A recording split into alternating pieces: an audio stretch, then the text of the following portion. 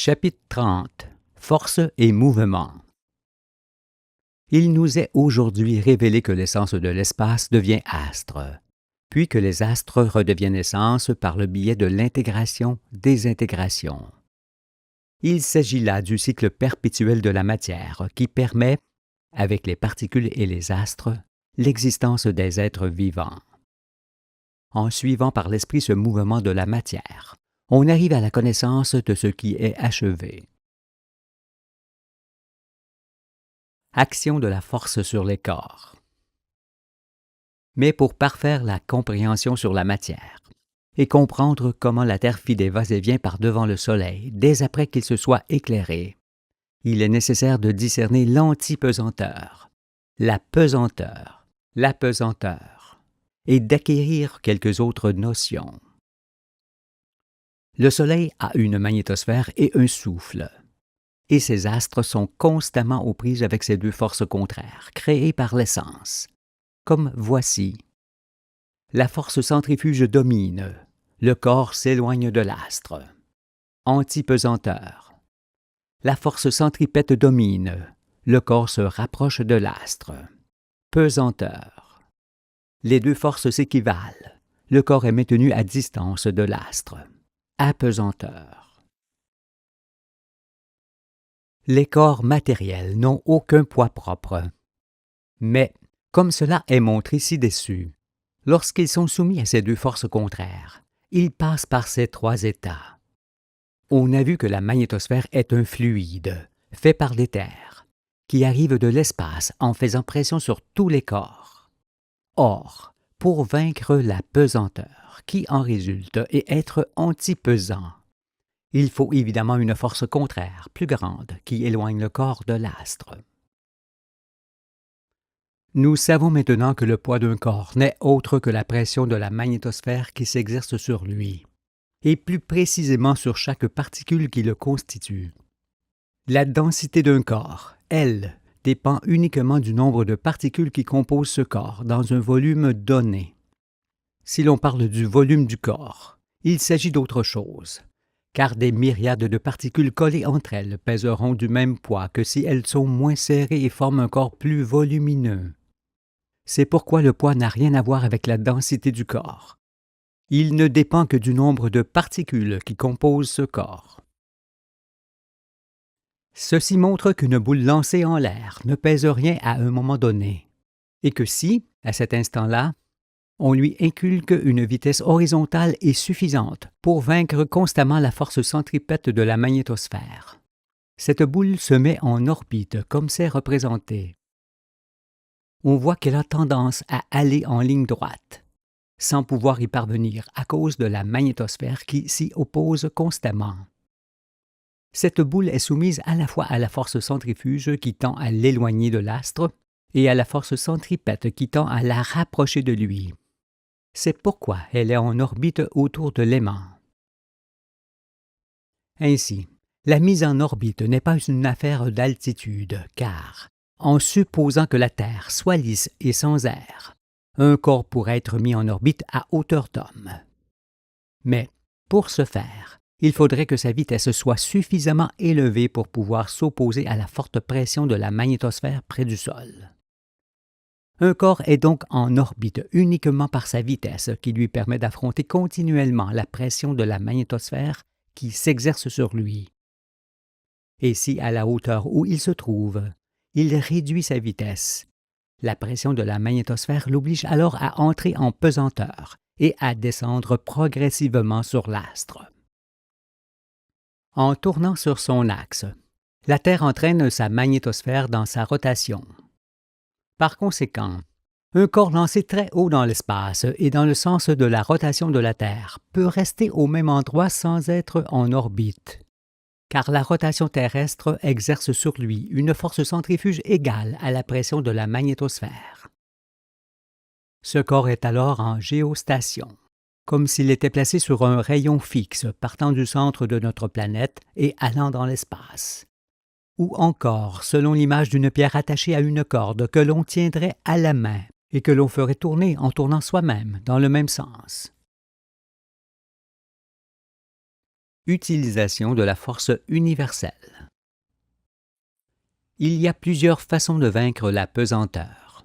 Il y a tout d'abord celle de l'oiseau, puis celle qui consiste à utiliser l'air chaud ou des gaz légers dans l'atmosphère, ou encore celle qui concerne le lancement d'un corps à l'aide d'une fronde ou de la combustion, comme cela est pratiqué.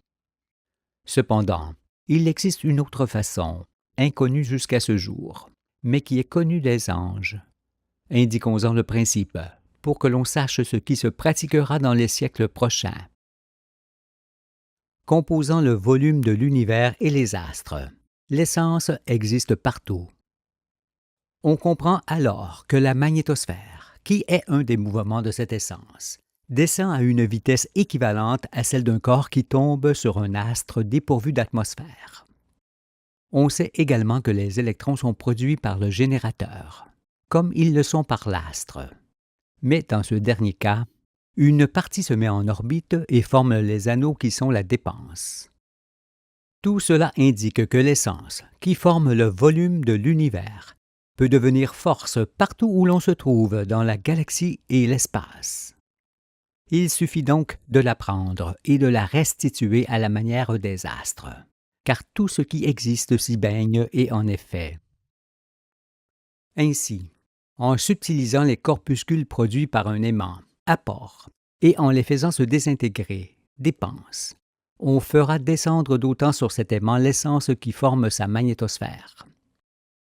Par conséquent, en utilisant un aimant de telle sorte qu'il absorbe la magnétosphère terrestre à la même vitesse qu'elle descend, eh bien cet aimant, pouvant être très grand, se maintiendra à hauteur fixe, à une hauteur d'homme par exemple. Car en absorbant la magnétosphère terrestre, cet aimant sera obligatoirement en apesanteur.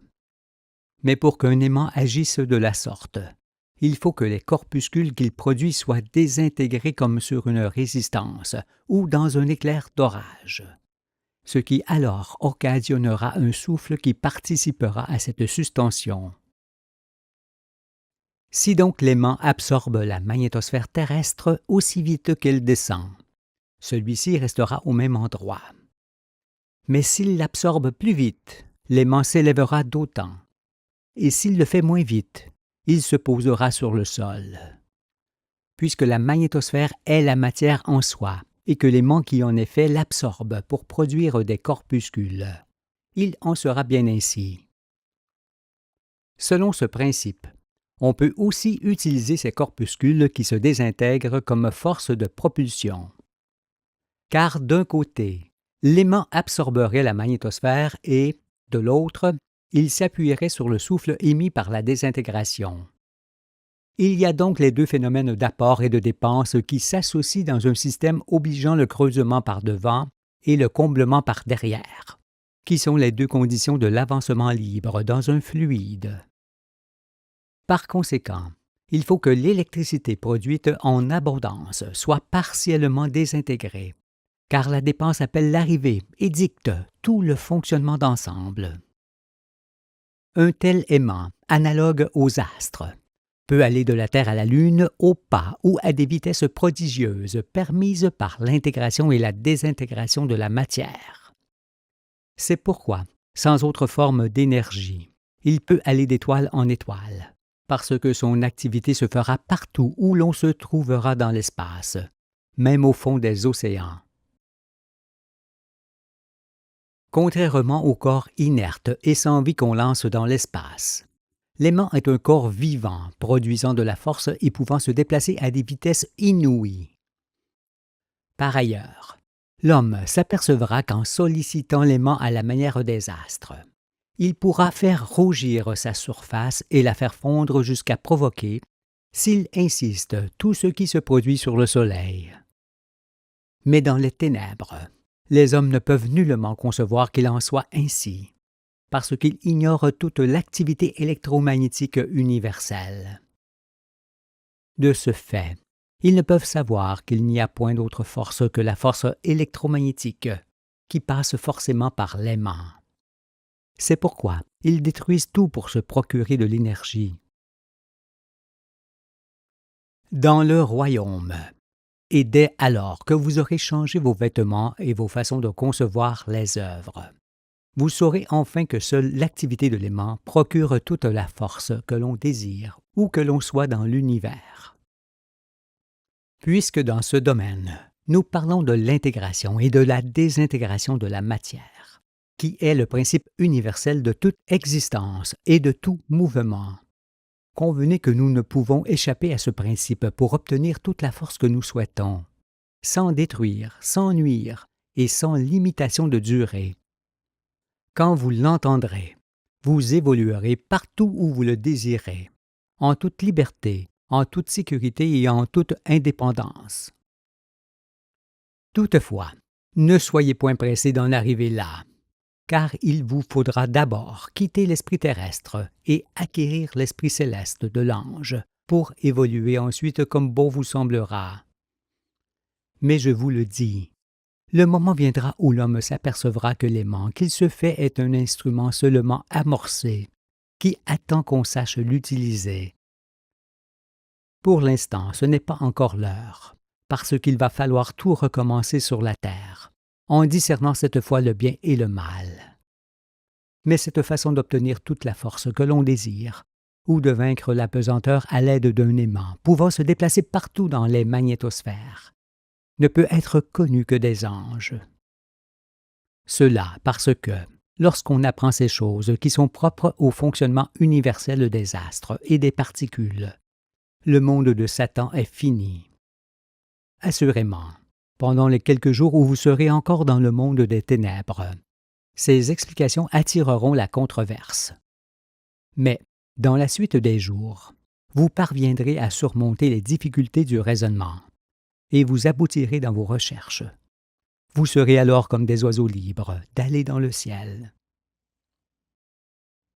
Pour se représenter les forces électromagnétiques et ce que sont leurs actions sur les corps qu'elles composent, pensons que si tout ce qui touche à l'électromagnétisme était bleu, l'espace intergalactique serait d'un bleu très pâle, l'espace intersidéral d'un bleu plus soutenu. Les astres, avec leur magnétosphère, leurs lignes de force, leurs anneaux et leurs satellites, seraient bleu foncé. Et les créatures, faites de cet ensemble, seraient bleues également. Tirez donc de cette image ce que sont les choses et les êtres produits et animés par la force universelle. En se transformant, les aliments que l'on mange ont pour effet de permettre la croissance et la restauration du corps, et de produire la chaleur interne qui anime la matière de ce corps. Les aliments ne produisent donc point la force musculaire, mais entretiennent le corps qui utilise la magnétosphère seule pour se mouvoir. C'est pourquoi même si l'on mange pendant que l'on produit un effort intense, on a vite dépensé les forces électromagnétiques que l'on a accumulées durant le repos. On est alors au bord de l'épuisement. Ces explications montrent que si un homme s'éloignait durablement de l'environnement immédiat de la Terre, où la magnétosphère est dense, il mourrait d'épuisement. Voyager loin dans l'espace, à la manière des anges, ne peut s'entendre qu'avec l'aimant qui recrée les conditions magnétosphériques, qui sont la source de la force corporelle de toute créature et de la créature en soi. Le temps et la vitesse. En ce qui concerne la vitesse elle-même, vous pensiez que la plus grande était celle de la lumière, qui était évaluée à 300 000 km à la seconde. Cette vitesse est peut-être celle des ondes radioélectriques produites par l'homme. Mais elle ne concerne en rien la lumière, qui est autre chose. Comme nous l'avons vu. Non, la plus grande vitesse que j'ai mesurée avec beaucoup d'attention est celle qui permet d'aller d'un point à un autre en ne mettant aucun délai. En connaissez-vous plus grande? La plus petite de toutes, c'est l'arrêt. Comment illustrer que ces deux vitesses extrêmes sont hors délai? Tout d'abord, pour qu'il y ait vitesse, il faut nécessairement qu'il y ait plusieurs corps évoluant différemment. Car, dans l'univers et sur Terre, le déplacement n'existe que par comparaison. Si donc par l'esprit on augmente à volonté la vitesse d'un corps, on réduit d'autant la durée que ce corps met pour aller d'un point à un autre.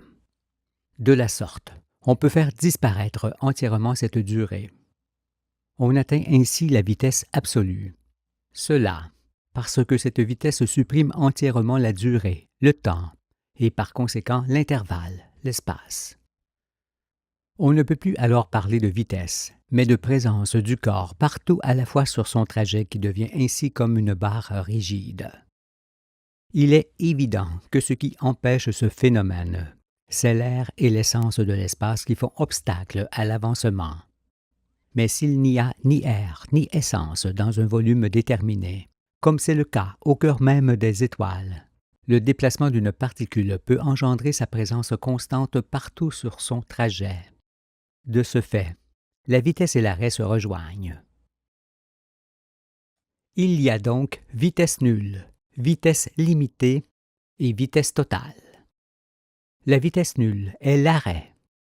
La vitesse limitée est celle qui consiste à mettre un certain temps pour aller d'un point à un autre. La vitesse totale est, au contraire, celle qui permet d'aller d'un point à un autre en ne mettant aucun délai. On peut tendre vers cette dernière, mais sans jamais pouvoir l'atteindre. Sinon, on ne pourrait plus bouger. Cela vous apparaît-il? Ces explications mettent en évidence que le temps n'est autre que la durée mise par un phénomène matériel pour apparaître et disparaître. Ce n'est donc pas le temps qui passe, mais forcément ce qui est corps matériel, soit parce que ce corps se déplace, soit parce qu'il travaille en changeant comme le fait une particule ou un astre, ou comme on le fait soi-même durant sa vie. Il est donc incontestable qu'en étant seulement la mesure de la durée des phénomènes et non un fait en soi, le temps ne peut avoir aucune action sur les corps. Puisque la vitesse, elle, est un fait réel concernant le mouvement de la matière, alors que le temps n'est que la mesure de ce mouvement, on pourrait en conclure que seule la vitesse peut changer les choses. Mais il faut s'abstenir d'une telle conclusion, car il s'agit d'une illusion. Par exemple, si la Terre tournait 2 fois plus vite autour du Soleil sans changer d'orbite, les saisons seraient 2 fois plus courtes, ainsi que nos existences. C'est ce qui apparaît. Pourtant, rien ne serait changé, parce que nous vivrions 2 fois plus vite en accomplissant les mêmes choses et en ayant les mêmes sensations. En voici l'illustration. Pour se représenter l'allure de l'activité réelle des êtres, imaginons que ces êtres existent simultanément sur ces 3 astres.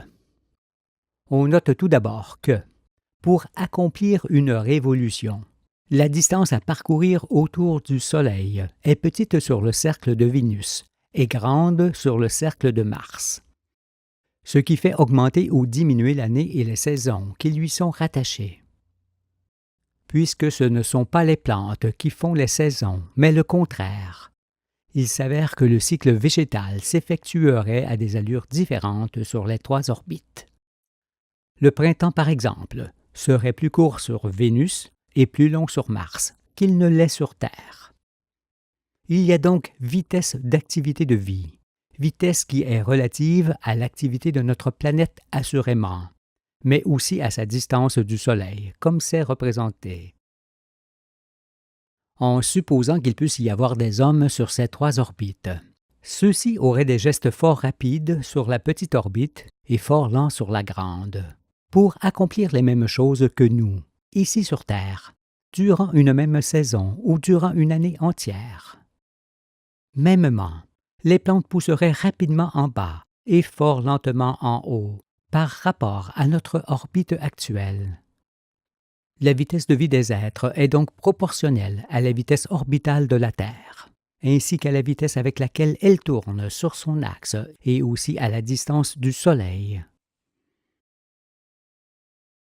Pour être conformes à la nature, nous devons par conséquent vivre à l'heure solaire seulement et au rythme des saisons, qui montrent ensemble la vitesse avec laquelle nous passons sur Terre. Ne point le faire, c'est déjà se dénaturer, et se dénaturer. C'est s'affaiblir, en perdant les facultés de comprendre et de demeurer. La particule et l'astre, ou l'être fait des deux, sont composés de matière qui travaille, se meut et change.